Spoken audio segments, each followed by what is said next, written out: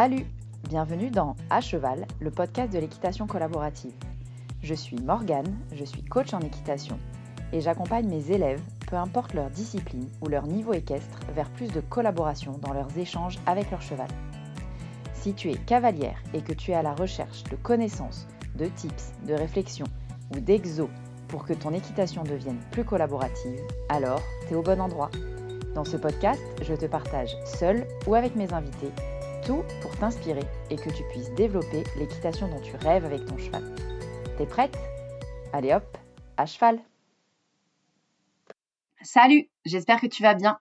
Aujourd'hui, on se retrouve pour un épisode où j'ai envie de te parler de la peur à cheval. J'ai envie de te parler de la différence entre vaincre sa peur et l'apaiser. Ce sujet, je l'ai en tête depuis très longtemps parce que vaincre sa peur, c'est une expression qu'on connaît, qu'on répète, qu'on entend.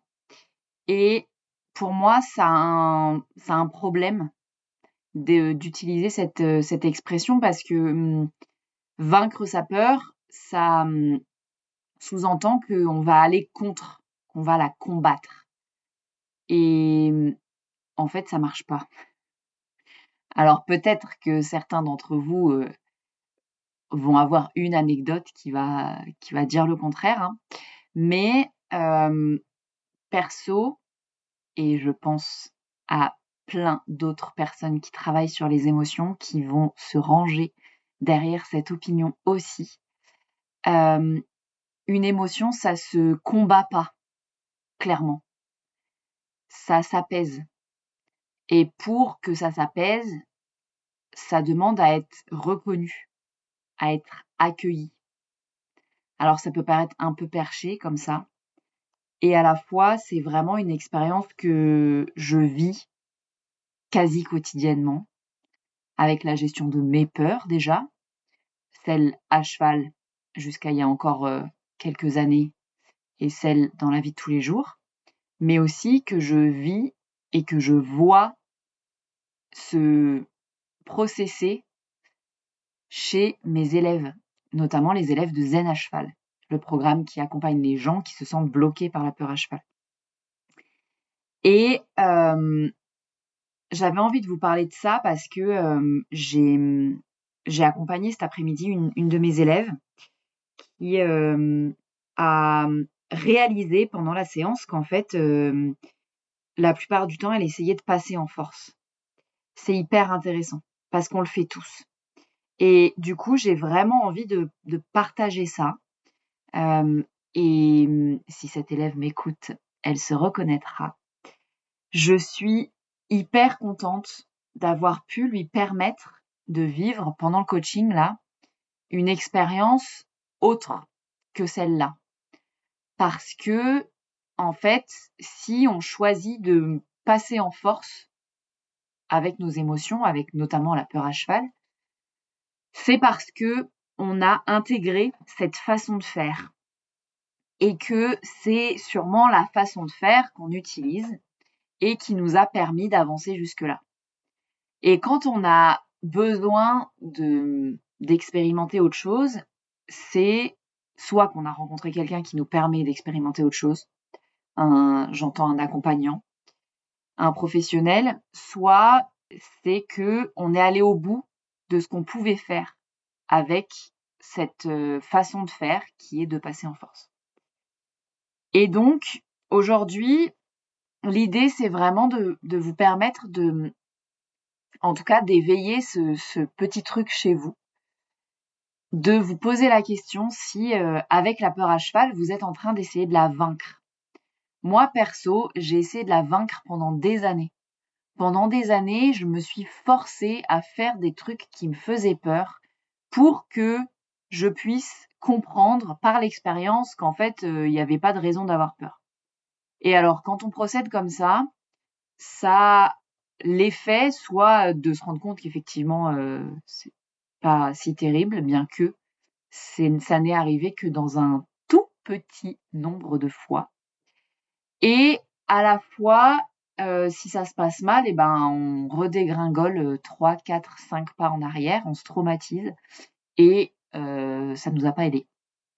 C'est l'expérience que j'ai faite en tout cas et c'est pour ça que, dans l'accompagnement, que je propose, aujourd'hui, qui est, l'accompagnement zen à cheval, j'ai choisi de prendre l'option qui a fonctionné chez moi, qui est l'option de regarder notre peur en face, certes, de l'écouter, de chercher à l'apaiser. Je parle souvent de dealer avec. Parce qu'en fait, souvent, si on lui demande, alors là, c'est comme si on pouvait converser avec notre émotion, ce qui est pas si simple, mais c'est pas aussi simple que ça en a l'air, comme ça, mais moi je le représente, ça me le représente bien. Quand je le représente comme ça, j'aime bien, imaginer que cette émotion, elle est là, que je peux lui parler et qu'elle a des messages. Alors que l'émotion a un message, c'est clair et net, mais parfois c'est difficile à interpréter et parfois on se coupe de cette émotion et du coup on n'arrive pas à l'interpréter et à en faire quelque chose. Et écouter notre peur à cheval, c'est pas forcément arrêter de monter à cheval. En fait, le blocage, il est souvent celui-là, c'est que on nous parle peu de l'émotion de la peur à cheval, ou quand on nous en parle, c'est sous un angle hyper négatif, où personne sait trop nous aider avec ça, et personne sait trop nous dire autre chose que bon bah si vraiment t'as trop peur, descends et puis c'est tout. Et en fait, il y a plein de choses qu'on peut faire autrement et cette peur, elle a un message à nous passer et si on sait écouter ce message, si on arrive à écouter ce message, c'est là qu'elle s'apaise et c'est là que c'est intéressant.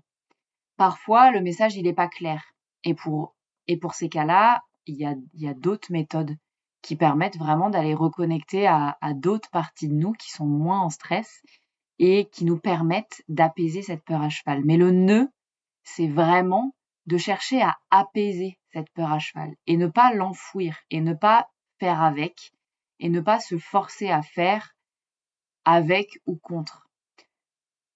C'est vraiment hyper important pour moi de vous partager ça aujourd'hui parce que ça s'est encore vérifié avec le coaching de cet après-midi. C'est quelque chose que moi je vérifie, je revérifie, je travaille avec ma façon de gérer la peur à cheval au départ jusqu'à il y a encore quelques années, mais les peurs autres au quotidien.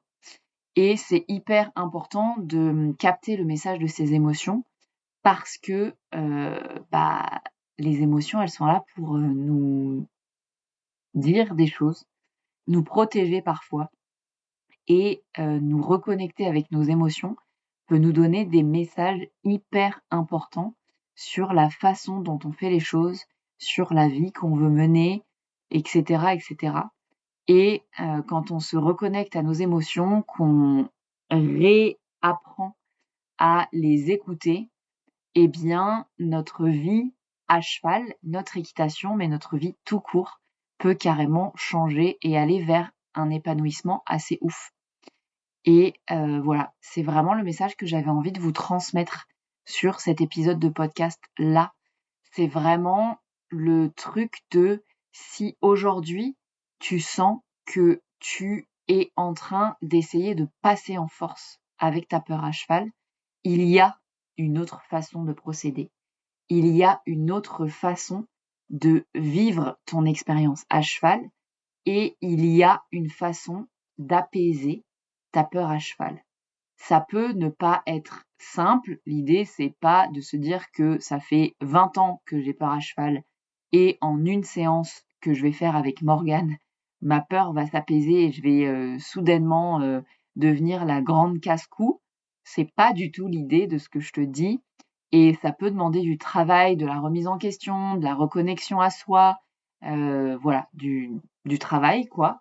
Mais clairement, au bout du compte, ces efforts, ils peuvent payer avec un apaisement de notre peur à cheval et l'accueil de cette émotion de la peur à cheval d'abord, mais évidemment que le process est réplicable dans ta vie au quotidien et que l'apaisement à cheval, le fait de monter à cheval serein, bah franchement, c'est l'ouverture d'une porte vers, j'ai envie de dire la liberté parce que vraiment c'est comme ça que je je le perçois, c'est la liberté de vivre des nouvelles expériences, de kiffer à cheval à nouveau, de revoir l'équitation comme un vrai kiff et pas une source de stress.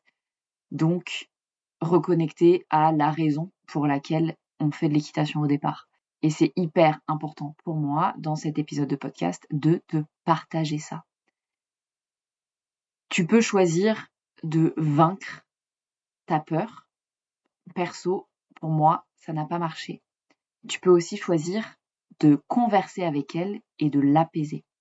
Et ce chemin-là, ce process-là, il a carrément fonctionné pour moi. Il fonctionne encore au quotidien avec mes peurs qui sont autres que l'équitation. Et il fonctionne aussi avec les élèves que j'ai la chance d'accompagner depuis 3 ans maintenant, je crois, spécifiquement sur cette problématique de peur à cheval. Voilà ce que je voulais te dire sur cet épisode. Si ça résonne, hésite pas à venir me le dire sur les réseaux sociaux. Si tu as des questions par rapport à ça, hésite pas à venir me le dire sur les réseaux sociaux.